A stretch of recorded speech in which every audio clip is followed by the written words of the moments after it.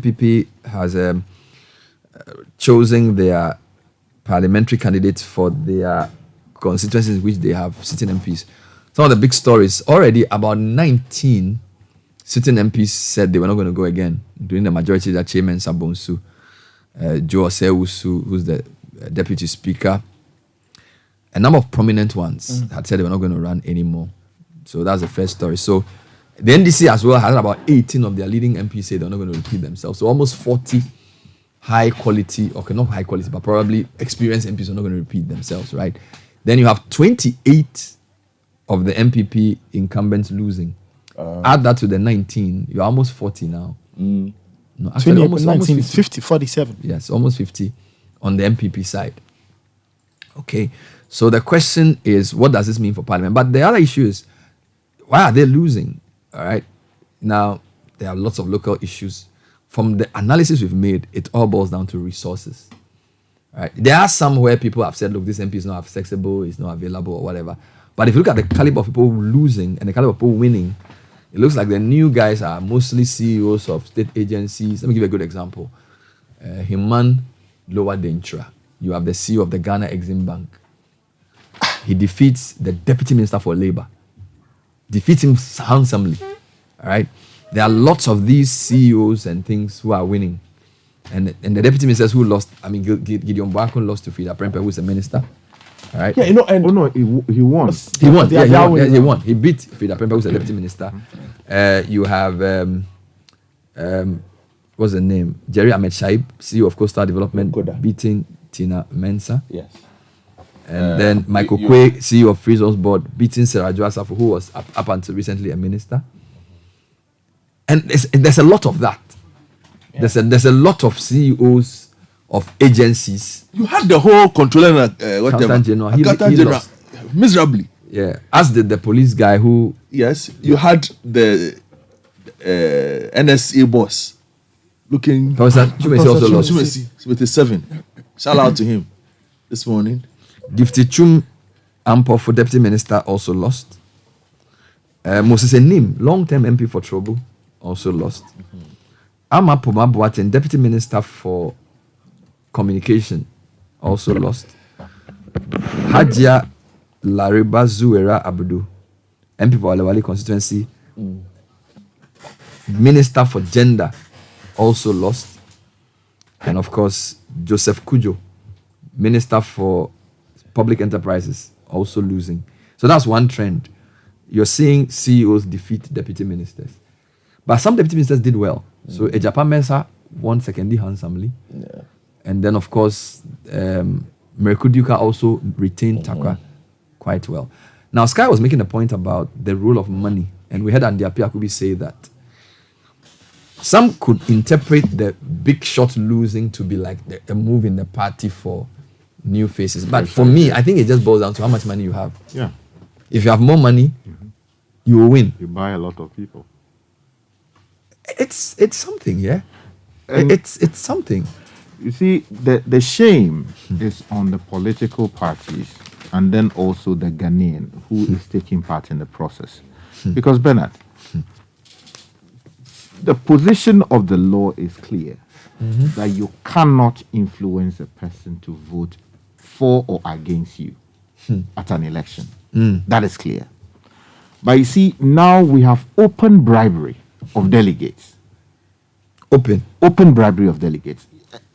People go order electronic equipment from China, from the US, from the UK, bring them to the country, properly label them with photographs of themselves, honorable so and so TV sets, and ahead of elections, delegates go into their spaces, receive these things, in some cases sign for them, in some cases they invoke traditional gods to say, to commit that, look, this fridge Amiji may come that if I take the fridge and I don't vote, something bad should happen to me. In some cases, these things are filmed. For the record. And then they take them away and they vote according to Their stomach. According to their stomach. Now, the question you ask yourself is, how come we are not able to deal with it? Because the parties themselves are sitting aloof. They are not getting involved. And this is where you expect that, look, if the people will not be honest to themselves, then perhaps legislation should come in. And you made a brilliant point about why not decentralize the whole process? Why choose a select few to go and decide who should become the parliamentary candidate? That is one way of solving the problem. So if it is legislation that would have to come in and say that going forward, every member of a political party must take part in the process. That would be one way of dealing with it. But as I pointed out to you, if they were sharing 10,000 Ghana cedis previously, what they would simply do is that, okay, let's share 5 cedis to each delegate or each member of the political party in our constituency. So the candidates themselves are not honest. Now, the people who have outpaid they then turn around and come and complain. Yes, so they will come to parliament. Then in 2028, that's when we'll have the next elections. They will start complaining that my opponent is paying too much money. We should do something about it. And yet they will not do anything. There's a story that Umaru Sanda shared this morning. Being an MP is the most difficult job in the world or in politics. Atachia. Let me read it. What did he say? Face to face. Kale, you can get me the audio. It would be nice of Atachia. It says, Sam Atachia, MP for Ebuakwa South, has described being an MP as the most challenging job one can take up in politics. The former Minister for Housing and Works bemoaned the significant and unusual responsibilities that come with being an MP. On Citi TV's face-to-face show with Umaru Sanda Amadu, the Ebuakwa South legislator described what he said are the incessant individual demands made to MPs by their constituents to the detriment of collective development and improvement. As if you were called to solve mass poverty, Mr. Atachia bemoaned the unceasing demands of constituents across the country. I believe 16 years is good enough for me to hang up your gloves. I'm not a young man. There is no more serious undertaking in politics than becoming a member of parliament. I believe becoming a member of parliament is the most difficult vocation anybody can pursue. As if you're called to solve the mass poverty problems, incessant individual demands on the MP by the constituency. For example, how do you feel about buying a coffin for a family in relation to a deceased individual you don't even know? And then the story ends there. But I think that they could have added the angle of the cost of politics and all of those things. On this panel, I'm the only person who has experienced this in real life. It's true. So what you're saying is true. Of course, clearly. My father was an MP for 12 years. You buy coffin for a family for funeral. You do all kinds of things. Where do you get the money from? You do all kinds of things. I need to ask my dad. Where he got the money from. But the point, the one thing. So people are always in your house. One thing I can guarantee. What are they doing there? One thing I can guarantee is he worked very hard. Lawyer, papa. You understand? Do you want to be an MP? No. For what? Why in this current form? You saw your dad do it. He's a respected man, a lawyer respected. He served his community. And it's coming. You don't want it. It's coming to the point of when the time my father wanted to go into the motivation my father went into politics with and became MP reflected in his work in Parliament. Yeah. So a lot of political casuals. If I mention my dad's name, we don't know who he is. Yeah. A lot of the people who actually pay attention to the hardcore work of legislation in this country will tell you perhaps in the past 20 years, if you have to name 4 legislators in this country, you cannot take my father out of it. But casuals will tell you, Wanyashi. Because he won't talk. But basically, there is no bill that he has not gone that through. Comes out in this country. Yeah. That does not go through his pen. So the ideals that drove him to parliament, you don't think if anybody has those ideals, the person can achieve them? No. Today. And it doesn't exist. Because I remember the campaign between my dad. So this is 90 what? He went to parliament in 2004. Yes, I covered. Yeah. 2004. No, 2000. So it was in 2000 and he returned in 2004. So he did 8 years. No, he left 12. in 2012. So he was 2000, 2004, 2008. Okay. Yeah, so he won 3 elections. Yes. Was it 2008 he left? Was it 2000? He just left recently. He left after 2016. Yeah, so he did 4 terms actually. 4 terms? Yes. He's a 4-term MP. Wow. And to be fair, as he said, if I'm asked to name the top 5 MPs of within that era, he's he's probably number one or number two. You have him, you have Joseph Yelechre, you have the Honorable Chairman Sabos, you have Haruna Idrisu. They were doing the work of parliament. In taking a proposed legislation, looking at it critically, line by line, making changes, proposing amendments, you will find that is proper legislative work. Are there any such MPs there left? No, my father, you meet my father telling you he's going to build a road or something. Which road is he going to build for you? If he wants to lobby for it, he will lobby for it in parliament, quietly.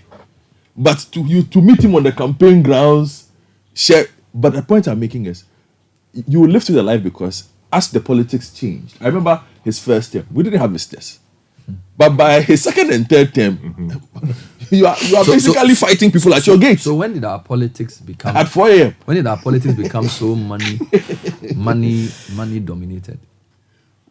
I think 2008 was a turning point. Previously, we had Bentua being shared, Blade being shared, But it wasn't that serious. But it wasn't that endemic. So 2008. Yeah, that's right. So if you read the previous newspapers, they will tell you about Bentua politics and all of that. But in 2008, there was some new money that came into the system. The burghers came in from Germany, they came in from the US, people came in from the UK, people came in from all kinds of places, Canada, Australia. And in the process, the system became monetized. What happened was, let me describe it better for you. Okay. The money behind the politicians at the time decided to become real actors.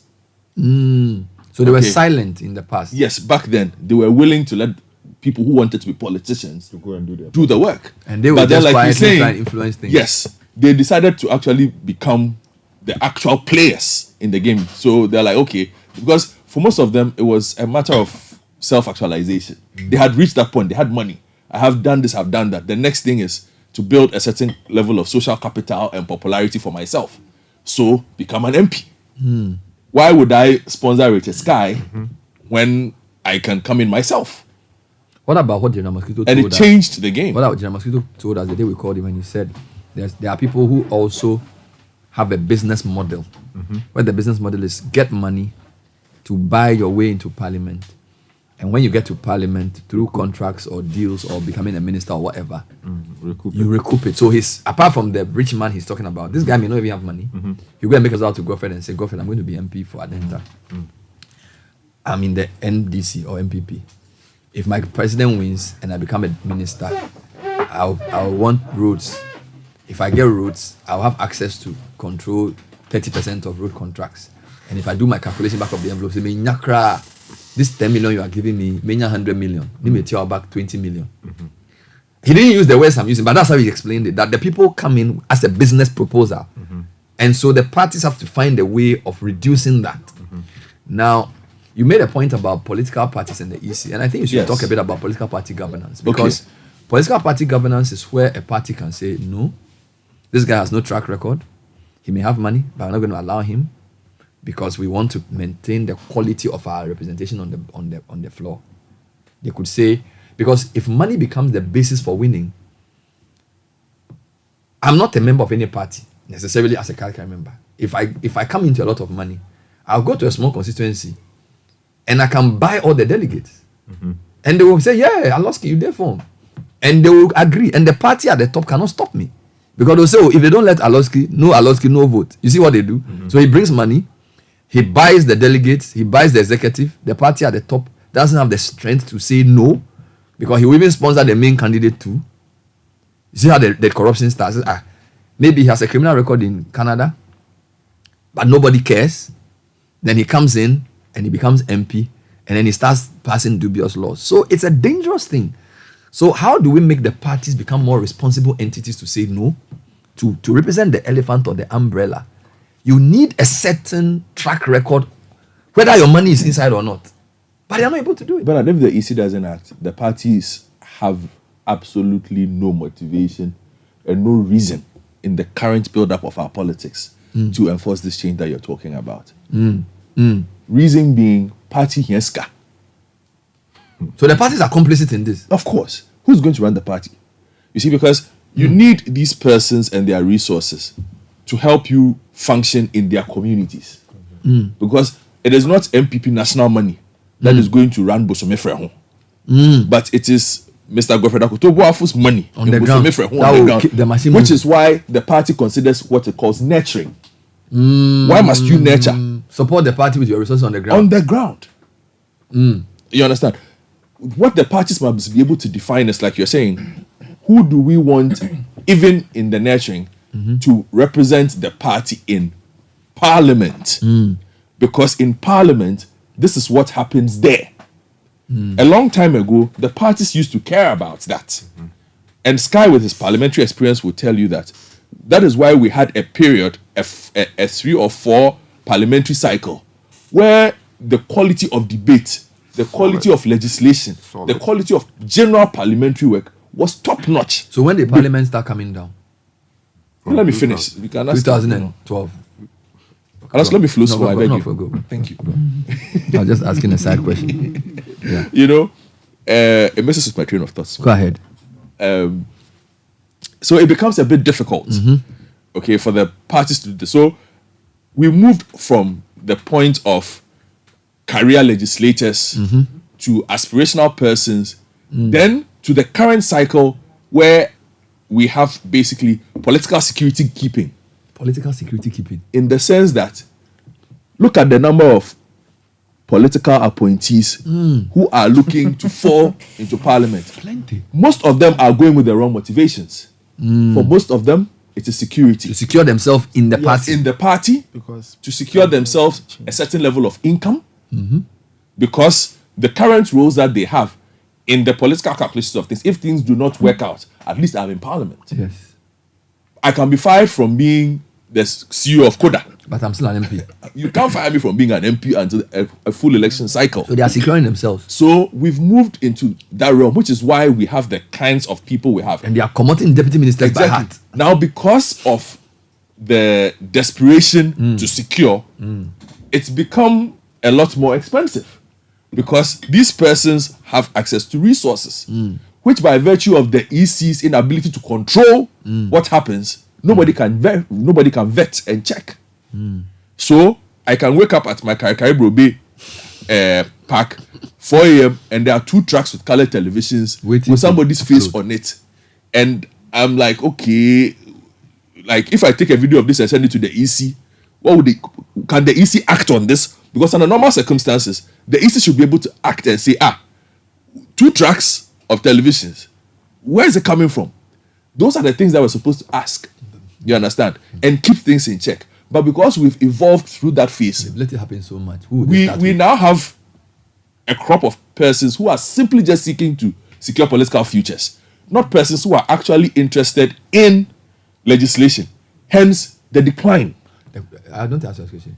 If you spend that 4 million, what are the chances that you can recoup it? Because Sky was calculating that somebody spent 10. So let's assume you need 4 million to win a primary. You'll still need a bit more to win the main. So let's assume you're an Accra MP. Accra is 50-50, so you can win and lose. So if you use 4 million for primary, you could use another 4 for main. So let's assume you use 8 million. Even if you become an MP in an opposition, can you recoup 8 million in 4 years? The language we use explains the problem we have. Why are you looking to recoup? is it an investment? Yeah, but it is. That's what The Jeremy literature explained to supports us. the fact that- That is That's that's what I'm what saying. people do. That's what I'm saying. Which they are trying to It solve. wasn't. It was not language that existed in 1996. Yeah, that's true. It was not language Even that 2000. existed in 2000. No, it wasn't. This is language, as Sky described, 20. existed post 2008. Yes. Maybe the oil. Because everybody started looking at it as an investment Yeah. that needs to be recouped rather than an opportunity to serve. Okay, so we have completely broken away from the proper track of democratic growth that we're supposed to be on to this other democratic path that we are on, that we still consider democracy, but we know long term will kill us. Because here's the thing, Menard. Who becomes a good MP? There is no guarantee of who becomes a good MP. But there are certain things that can lead. Look, apart from my meetings with Xavier Sosu back then, I was super excited when I heard he was going to Parliament. You know why? because the work he had done always indicated to me that this is somebody who would make a good legislator. And he's doing it. And So, it's so it from a reflects pure function of MP doing the work of MP. Yes, I mean, he's doing somebody it. like a black one. But if you ask Medina people, It might be different. they may say, That's the point I make. But I'm looking at it from, if you look at the kind of progressive bills that he's trying to introduce, these are the things that change lives over generations. but do people vote for him to go and do that? That is what it's supposed to be like under normal The circumstances. Medina people want him to give them taxes. They want him to play football. Right, yeah. They want him to do opportunity to put their kids in school, put some in employment, nursing, in police. They want him to come and pay for medical bills. They want him to be available to dance with them. That's what they want. Because the game changed from being a person who is serving to being a person who throws away a lot of money. And that game changed because of what we want or what they put. Who made that change? Is it with the people or the MPs? What led to that change? It changed because the caliber of persons who wanted to get to parliament, we had a new generation coming. You can't fight that. Or the political parties allowed We can't money to fight come that. in without controlling it. Yes, without controlling it one. And the EC's inability to identify that face and deal with it. And I will not stop mentioning the EC in this matter. Does the EC have what it takes to do such a thing? Sky. Yes, they have. Practically. Okay, so the law says that they are supposed to govern how political parties expend resources during the elections. And you know, even if we are not in election season, the political parties under the Constitution, and if you look at the political parties, the act that governs political parties, they are to submit to the Electoral Commission at reasonable intervals their income and expenditure, right? Consistent with the laws. Now go and ask the Electoral Commission, when was the last time the political party submitted their audited accounts to the Electoral Commission? Often the political parties don't do these things. Even when they do it once in a while. Or sometimes they delay. There are political parties that do not even comply with the laws at all. So ideally, looking at the audited account, it should be possible for the Electoral Commission to say that, oh, you said that you received so much money and you expended so much money. Where are the receipts as to what you expended the resources on? So, for instance, if Godfrey donates, say, $2 million to a political party, there should be records to show as to how the $2 million was expended and whether the expenditure was on lawful procurement. All right. So, for instance, you have in the US where sitting members of parliament, congressmen, or people attempting to go into Congress had been prosecuted or faced some sanctions because donations made to them were used either to procure services unrelated to the elections or they used it in other ways not allowed by law. But in this country, when have we found that, say, the office of the special prosecutor invited a person belonging to political party A for mobilizing so much resources using MTN services or Vodafone services, collecting money from Ghanaians, and then using the money to bribe people instead of using it to mobilize, as in, we want to put adverts on Citi FM to sell our message. That's different from... We want to do town hall meetings. So are you saying that per the law, if you spend money to campaign, like say to do a billboard, it's not an offense? No, it's not. But if you give the money to a delegate to chop, that's inducement. Well, with the intention that he will come and vote for you, that is an offense under the law. But people can hide and say, okay, I have a committee of 20 people and they are going to do canvassing for me. So I'm giving each of them 200 cedis to go and canvass. So I'm spending it on advertising, but not necessarily for them to chop. So I can bribe delegates, but I'll give it a pretext.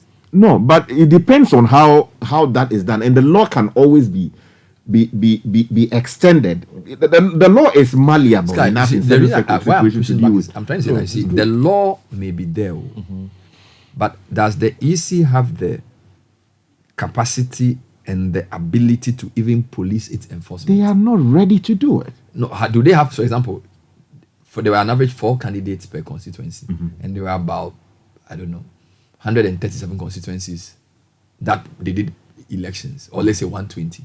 So for almost 1,000 people, do you think the EC has what it takes to monitor carefully their campaign, to check the way their money? You know, what I'm trying to say is that if the state itself, the way we spend, if you're an advanced country, if I'm in Denmark, and I give money to somebody or I do anything, the system knows how much I spent because there's a way in which everybody is in the loop. It's formal. In Ghana, there's a lot of cash.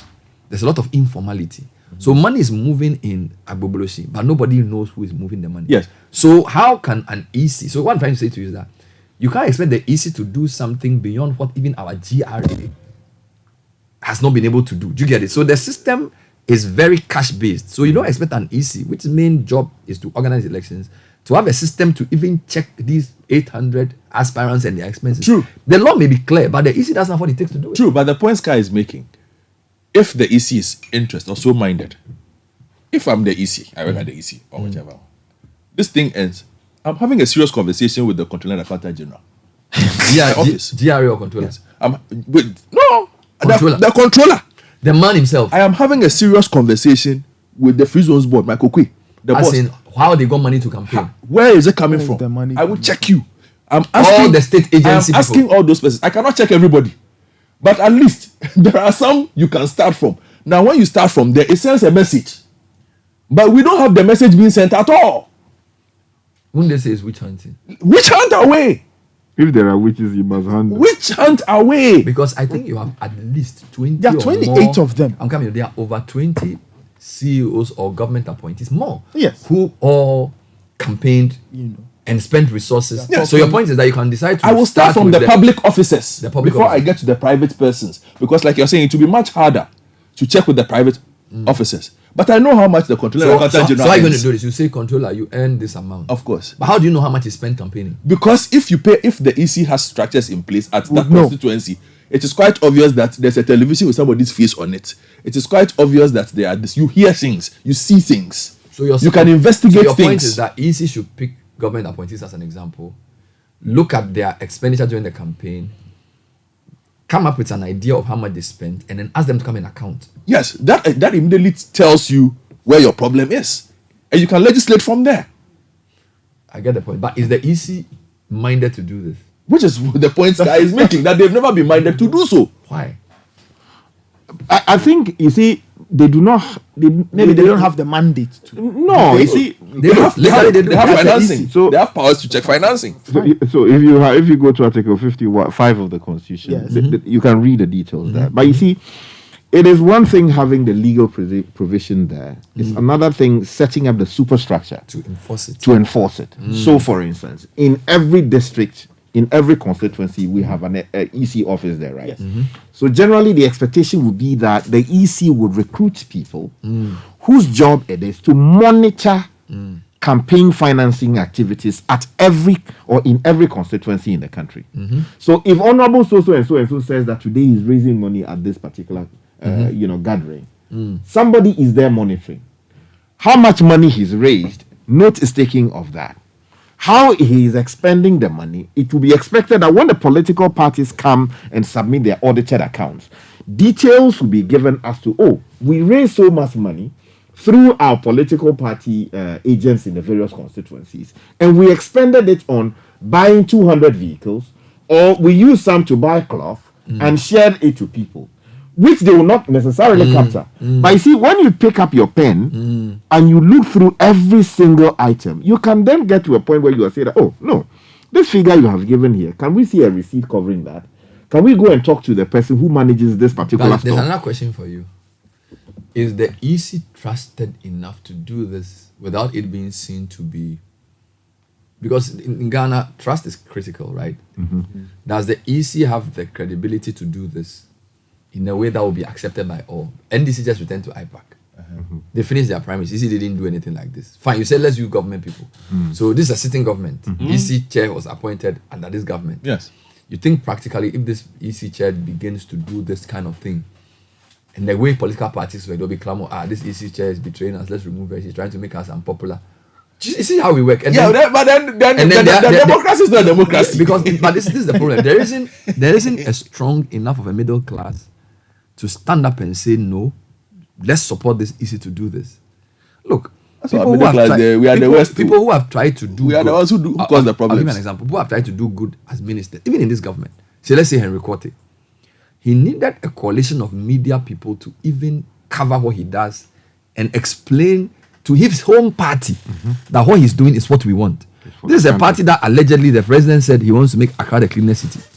This is a minister who began to bring order to Accra, not in a violent way. They went to speak to people.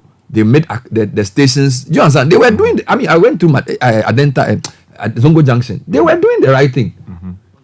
His party people rose against him and basically said, "We're going to cut you to size." Yes.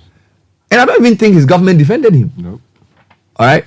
And the middle class. So remember, I went on and I said, "So where are the Ghanaians who say they want a clean city? Where are the Ghanaians who say they want leadership to step up?" They say, "Oh, Henry Court is trying to do a one-man job." So I'm pointing out to you that all these things you are saying the EC should do or whoever should do, there's something also called social accountability. We, the people, have not shown enough interest in supporting individuals who try to let the laws work. Do you understand? We, the people, the Facebook community, the lawyers, the big guys who speak the big English online, we have not been able to come together to say, whether we are NDC or MPP, what Henry Court is doing is good. And you know what is even sad? Henry Court, at the beginning of his tenure, he got MPs from Accra, including NDC MPs, to all agree that he wasn't going to politicize this make Accra clean agenda, that they all supported him. Even he was struggling for his political life until the likes of Ajay Blankson and co had to come and help him to defeat Moses Abo. So is this society that we are in worth? Do you get me? I mean, look at Kisi Ejabi. You get me? So I sometimes ask myself, like, are we sure the things we put in law? So maybe the law we need to change is the law that creates the demand for the situation, which is the law that makes 51% of MPs ministers come from parliament. Yeah. Some people think that one, you see, because in this your scenario of investing to enter parliament, if there is no promise of ministerial job and you are going to parliament purely for parliament, two things happen. The clamor for parliament is not as much. In fact, people will even prefer to be DCs because the DC then has a bigger post to work with because he's not thinking that if my party wins, changing a mayor minister. Do you get it? So if you change that law, then you have people who actually want to do parliamentary work, like Xavier Sosu or like your father. Say, look, I want to go into parliament. Then the demand, but the question, will the demand on them change? Well, so because you see, the demand on MPs also forces them to then spend money. That's fair. So if you change the law, that reduces the supply side, as in the president doesn't need to pick anybody from parliament to be his minister. So there's no real problem there. But will it reduce the pressure on MPs? Or at least it will only make those who really want to be MPs to be MPs. Do you understand my point? How will the change of law reduce the money crisis? So first of all, when you separate the functions, ministers must do ministerial jobs, MPs must do MP jobs.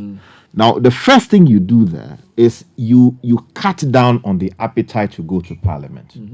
Now, people have such voracious appetite to go into parliament because of the expectation that if I go in there, I am available constitutionally to be elected by the president as a minister. Like, at least I'm part of the people to be considered.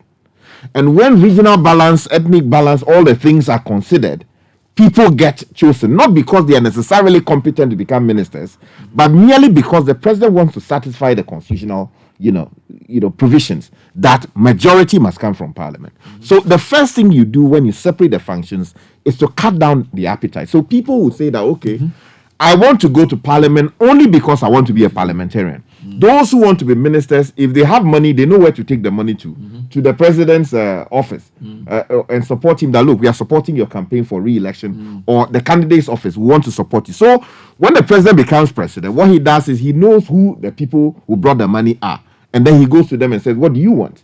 And then that is dealt at that level.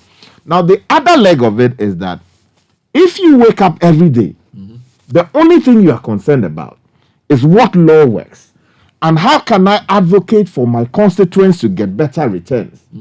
And the instruction is clear that a member of parliament's job is not to come and build a toilet for you. It is to advocate on the floor that, oh, Mr. Minister for Works and Housing. Why don't we have toilets? Why don't we have, toilets in Fifinsu constituency? And then the minister comes to answer. And then gives an assurance that, look, I'll make sure that this thing is done within the next 3 months. 3 months comes. The minister hasn't come. You go to the Government Assurances Committee. You submit a petition to them. And then you ask the speaker to hold the minister who made the assurance to the government's assurances committee to go and explain why he came to tell parliament that this thing will be done in 3 months and he's not done it. So the issue of government assurance is critical. So advocacy is done. And then also, members of parliament should not be sitting on government boards or institutions in which the state has stake. So you are saying that make politics less lucrative. Exactly. Once you make it less lucrative, you attract the right people. Because currently, many MPs are sitting on lucrative boards.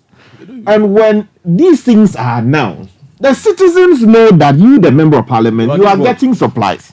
Let's move the discussion forward, and I'll come back to the money. I want to talk about the issue of violence, all right? Yeah. And more like the way that it's most like a consequence of this, because there's the clamor to stakes. enter.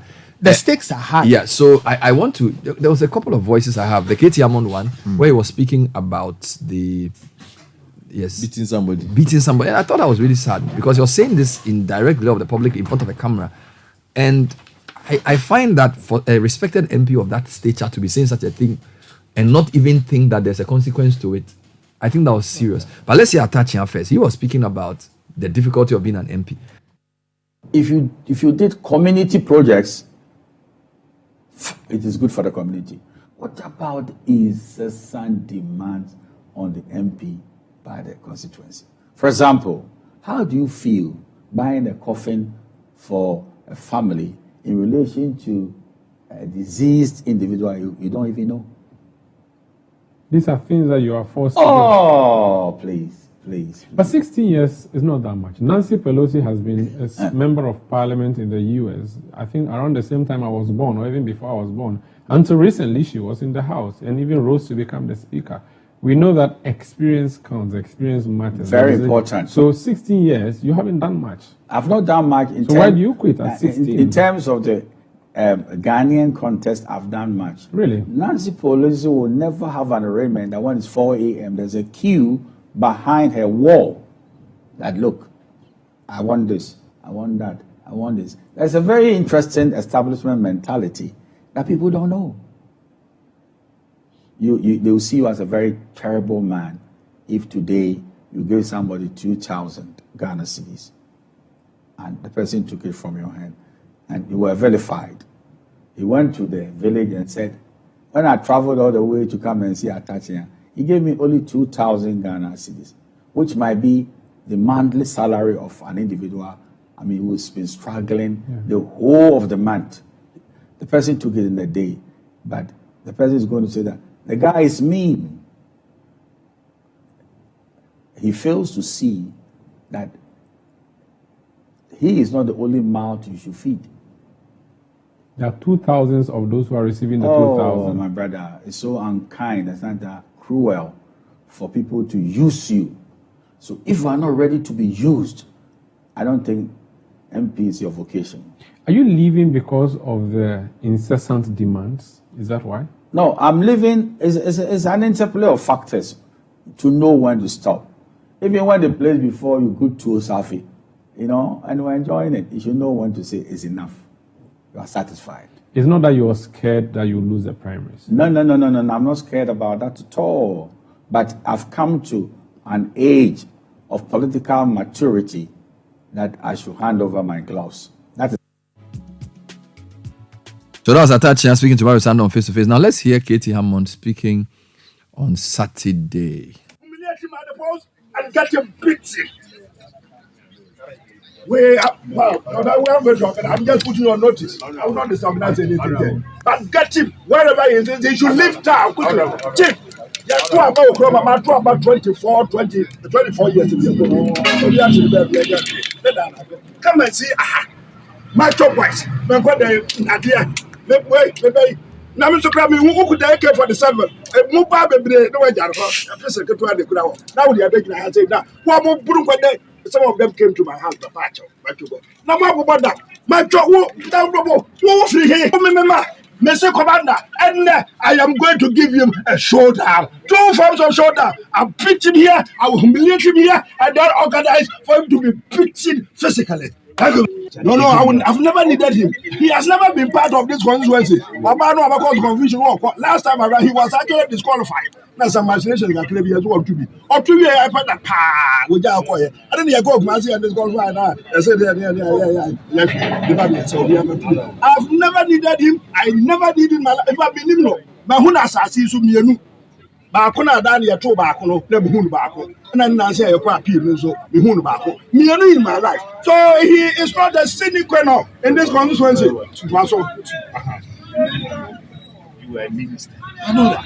Na woni say me minister na oba yamacho one of mo fa say abo na me tira mo ha asiasa aro no tira mo ha me tira mo ha na me wudi say me be ma chair na ba bro me ma also me tie Minister, not just a minister. Our cabinet minister, for Christ's sake, does he know this? I'm internal here, politics. What the minister did, I grab who near the force. But that's why you're all here. And you should the uniform. This are rank. Okay, I might be. So, we are above no rank. I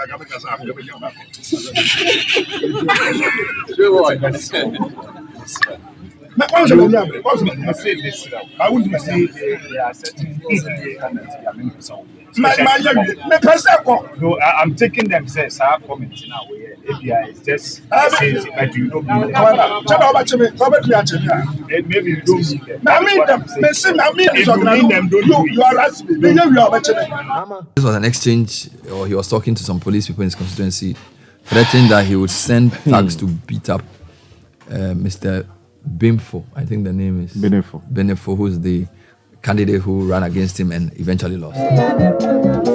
054-996-996. What do we need to do to salvage our politics? How can we remove the influence or reduce the influence of money in our politics, particularly for the election of members of parliament? By the way, those who run for party positions, do you also spend money? Yes. None. But if they do, then it's not an MP minister problem now. Because you're saying that if you remove we are saying that if you remove the 50% MPs from parliament, ministers from parliament thing, it will reduce the money. If I want to be regional executive of a party, do I spend money? People are spending. Do I pay people to vote for them? Even People are student spending. elections. Yeah, so if they are paying for people to vote for them, and they are not even going to become ministers, then why is the minister the one that's No, but that's the problem we want to solve, because the motivation to become corrupt while in office is very high. So even if you are just like the regional youth organizer, They spend money. When delegates come to your house or you go to them, you mobilize them from their farms, their markets to come and listen to you at a community center somewhere. They have not come to look at your face and go away like that. let's talk to Mohamed Amin Alabira, our reporter in the Eastern Corridor. He was at Yendi on Saturday, got attacked by a group led by the MP for the area. The election itself was aborted, counting halted. There was an alleged announcement of a winner, but we are not sure if there's a winner or not. Aminu, thanks for joining us. Good morning. Good morning, boss. So can you describe what happened? At what time exactly was the counting going on, and what led to the images we saw in the video that was sent to us? Thank you, boss. Boss, officially, counting ended at 2 p.m. And by 12, Yendi, the delegates were not that many. The number was 786 delegates that were expected to vote. And impressively, by this time around, they were just coming as if, because of the gate there, people were making noise. So I actually didn't go out to see whether they were back from somewhere or they were blocked from the back somewhere or not. So they were just coming in their numbers. And I was very impressed and said, then this place, voting would not take long. So by 12, Yendi, they had finished voting and all of us were just relaxing there.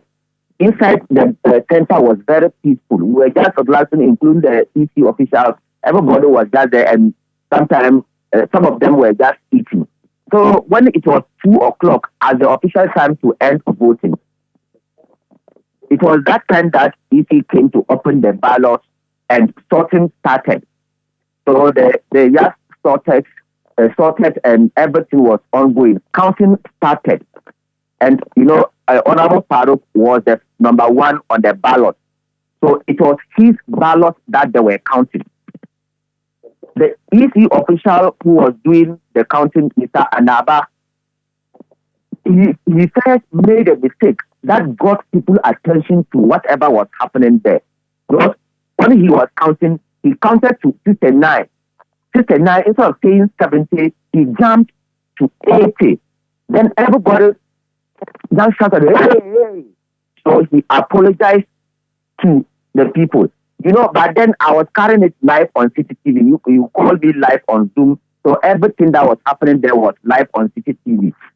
So the EC official apologized to the people and continued 70, 71 going. So by then, anybody standing there, their attention were now on him. So people were following him in the counting. And everybody's eyes were there, not knowing that the man, the EC personnel who was holding the pilots of Hajia Abibata, according to them, and what actually happened afterwards, he was secretly doing some things to the bylaws. So I was on live TV. So all of a sudden, I saw one man jump into the arena, the cordon area. He just jumped in there and was walking towards them.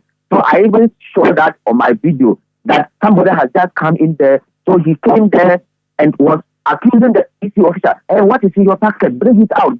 What is there? So the guy brought out what was in his packet, and it was the indelible ink that was there. And he said, he was doing something to the ballot. And actually, the first ballot paper on the Abibata was false. So that was what happened. And when Abibata and Alhaji Farouk, they were seated at the opposite side.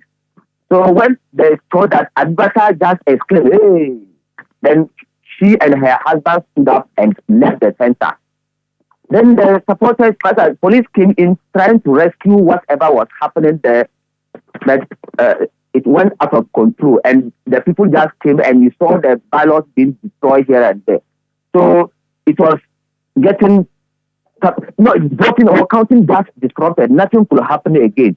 So it was then that Alhaji Farouk that got up and was asking, where is the commander?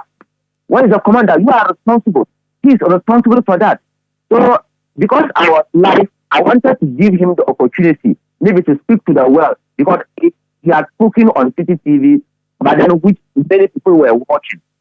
They would have heard his side of the story. So I came to him in front of the police that stopped him when he was saying, where's the commander? Where's the commander? So the police officers came to block him. So I came in there with my phone camera on. I came to him, no, honorable, please, what is happening? What are the concerns? Then I pointed the video, the phone at him. He just slapped me, kicked me, and the local bodyguard who is following him, he has some beard there like that. He just held the shirt to my neck. Then all of them just pounced on me, and I was beaten that way. So it was Farouk who first slapped and kicked me. He did that personally to me. So I was rescued by the police, taken to their bus. But then in the bus, the EC official and the municipal director of the EC, they were both in the bus already, because they were also being rescued by the police to the place. And the commander, the regional commander and the divisional commander, because Farouk was coming to them, their men also sent them to the bus. So in the bus, I met the regional commander, the divisional commander, and the EC official in the bus. So I joined them, and later my cameraman Ibrahim also joined them. So the bus took us through Yendi town to the police station. Before we got to Yendi police station, Farouk led the tax again himself, came and blocked the gate of the bus.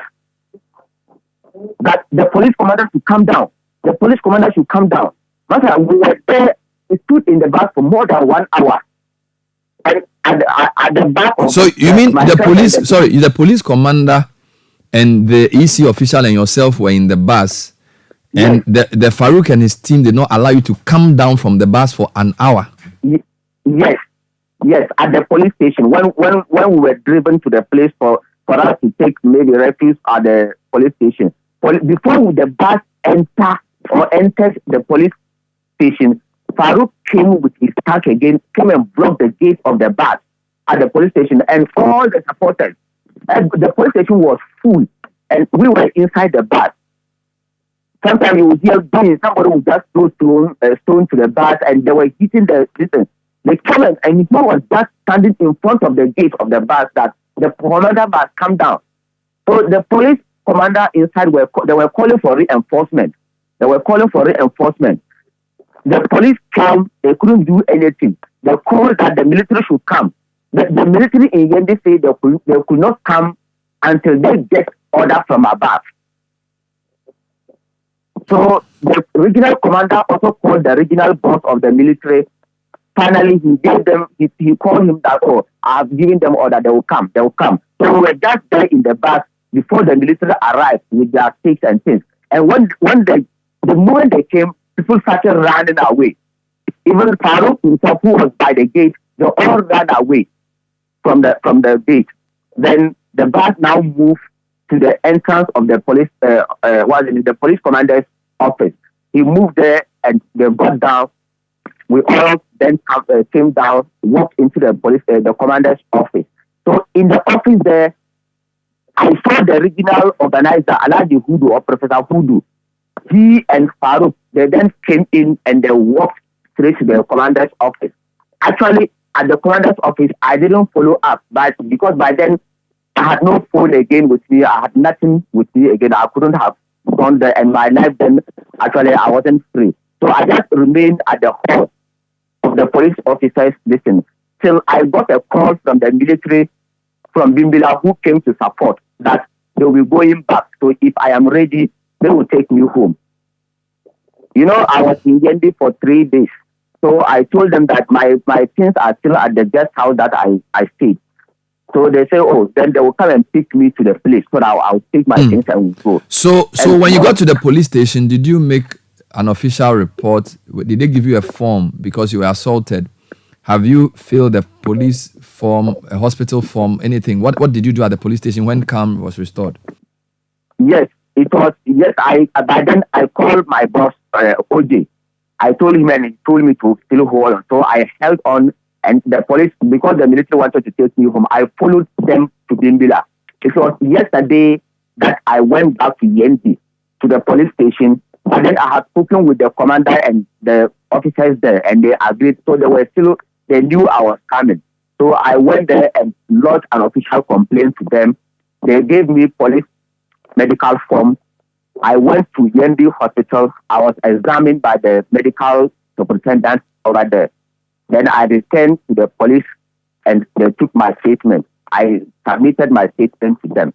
That they said because yesterday was Sunday, that whatever it is today, Monday, they will call me. So as I speak with you, boss, I am still waiting for their call. So sorry for what happened to you, and congratulations on a good job as a journalist. By the way, as we speak, when the counting was disrupted, it was initially reported that somebody had been declared winner.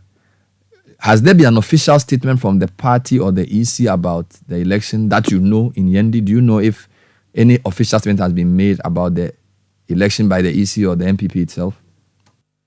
No, boss. You don't know? Has not the EC has said no. When we were in the car with the municipal director of the Electoral Commission, who is a lady, together with the military, the police commander, they actually asked the lady in the car. We were there.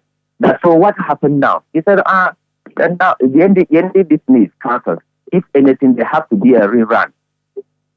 So because at the center there, all the ballots were destroyed, and Farouk ballots were the ones being counted when the incident happened. And the Electoral Commission, he was at 213 votes. That he stopped, and he was still holding something in his hand. They didn't end counting Farouk votes. Neither did they even start with Abibakar's own. And if they had finished with Farouk own, then we would have known who actually won. Because we knew the total number of delegates. So for someone to say maybe this person won or this person did not win, please, but truly. How many delegates voted? Do you know? Yes. Yendi, the total number of delegates was 794. And out of the 794, 7 people died. So they were not part of the election. And there's the 8, so 7, if you take 7 from 994, it brings you to 787. Then Honorable Alasan Malik Alasan Yakubu, the former MP, he is also a delegate, but he will not come. Because but this year they say no proxy voting. So if he took him out, the remaining delegates were 787. So that was provided if all of them came, the number expected to vote was 786 delegates. Okay, so clearly it's inconclusive. No, it's inconclusive. So you are in constant touch with the police. You've been to the police station as well. So obviously you will finish the police process and then you will let us know what happens. But I want to commend you for your work, and I really want to thank you for reporting, and also commiserate with you on what happened to you. By the way, did any part of your body get broken? Because you said they pounced on you, they hit you. Do you have any damage to any part of your body? Yeah, physically, there's no any physical injury on me. Just that, but actually for the past 2 days, I don't know, maybe either I'm overthinking about it or something. I couldn't sleep for 2 days. Yes, in the night I will just be on bed. For 2 days, I have not been able to sleep. But physically, no, there is no injury on me physically. Thank you, Mohammed Aminu Alabira, who is the Citi news correspondent for the Eastern Corridor. He usually is based in Bimbila, but he also covered Yendi and he described what has happened. By the way, Farouk's team has sent a statement denying what happened. But the good thing was, Asanda, you were on air on Saturday and you had Mohammed Alabira on live, and the news team was streaming what he did. So everything he's saying has been captured by video. Yes, indeed. Because as media, when we go to places like that, we are also deploying camera crew that record everything that is transpiring. And indeed, it is very sad because he was live on TV when the assault began. And for an assault on him to be started by a lawmaker, I found that very, very disturbing. And subsequently, when the dust settled and his cameraman gave us the full footage from the event, we saw him charging on the journalist, and the police had to rescue him. And for the member of parliament and his thugs to hold not just the journalist hostage, but also police officers and hostage. officials, yes, in a bus for 1 hour. And if you look at the video, it looks horrible that they follow the bus all the way to the police station, essentially preventing them from getting out of the bus. And I don't know why they would target a journalist for doing his job. If you have a difficulty with the electoral process, it is the person who you believe may have interfered with the election that you should take on. And you don't even have to take that person on physically. You have to take that person on through the right means, the legal means that are necessary. But for the actions that we saw Farouk act in, I mean, he's one of the young people we have in parliament. We're celebrating young people in parliament. But this action of his is very, very terrible. And subsequent to that, a lot of things have been happening. So a vice chairman of the party sits down with him and then announces that by the powers vested in me by Justin Kodia. And I think Justice Kodia Frimpong, the National General Secretary of the MPP, should have been speaking by now. Yes. In fact, it's 48 hours, he's still silent. The national chairman has not said anything.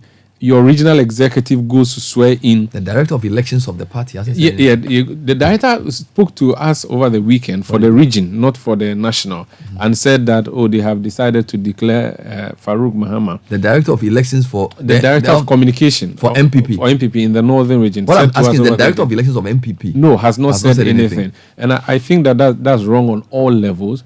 Now, when that declaration was done, they poured powder on Farouk and they celebrated. The whole of Saturday was celebration by the Farouk camp. Then yesterday, the whole of the evening throughout the night, it was Haji Abibat's team. They were also celebrating. So we have two persons claiming to be the... Tension is if I look at the statement Farouk issued, he refers to Haji Abibata as a former candidate in the election. So in his head, He has gone past the election. The woman is now a former candidate. But she also does not agree, and she insists that she is the one who has been elected. I think what is important, based on what we have seen, there was no election, or at least that election they didn't count that them. election was aborted. What happened is terrible. Ballot papers were flying in the air as though they were butterflies. I mean, they had torn the ballot papers, thrown them all over the place, and the police people were there trying to maintain calm and order. And again, on the police, I've seen that they've issued a statement saying they are looking for people who caused that. But they don't. They don't need to look for people. They saw the people. I mean, again, maybe it's police language they would say, I'm investigating. But I don't think you have to investigate. Maybe they that need the happened. footage from us. They were there. If you look at the elections that just went past, there was a policeman I saw with cameras all over on his helmet. Themselves, they filmed it. I'm sure they had a team that was recording everything. So I don't think they should come and say to us that they are looking for the one who caused the attack. They saw the one caused the attack. The man was wearing white smock. He is called Farouk. In fact, he's my namesake. Every Farouk is Umaru. So it's Umaru Farouk Aliu Muhammad, the grandson of the former, the grandson of Igala. I'm talking about Moro Igala, on the whom he's side. named after. And what he did, I think is wrong on all fronts. Completely despicable. And he should be going to the police station now to be responding to questions. Yeah. I don't know, Sky, if the procedure of arresting when you are on the way to or from would apply in this rule. But if not, then he should be dealt with as a common man who has committed the crime that he committed. And let's strip it of incited the other political person. rope. Yeah, A lot of time we say when people commit crimes or do things within the context of elections, we try and make it seem like a different thing. You've basically beaten somebody up. Yeah. You've then held people in a bus hostage, including the police officer. Yeah. For 1 hour. And seized Aminu's phone. That's what Aminu has said to us. Yeah. And that's the working gadget or the tool that he uses for work. It is wrong on all fronts. The party ought to act. The police has to act now. And I think what has happened is not right. And it is wrong on all fronts. I'm sure our lawyer is also in touch with Aminu, because this morning he was here. We had a conversation as well. So luckily, he's been to the police station twice. He's gotten the medical form. So, or is it called the police form? Yeah, they give you so they give you the form to go to the hospital to go and get the medical form. So we will also look at the footage fully and also decide what to do as a media house. Because in addition to the GJ of the region condemning what happened, because the police were also there, it makes it even easier. But because they themselves were subject to the thing. They were held hostage themselves. So and it took the military to move our correspondent out of that place. Yeah, and they had to take him all the way to Bimbila. So Sky, this one, I think look, MPP needs to say something. The police themselves need to act, and of course, we have said what we have to say. The GJ has also spoken as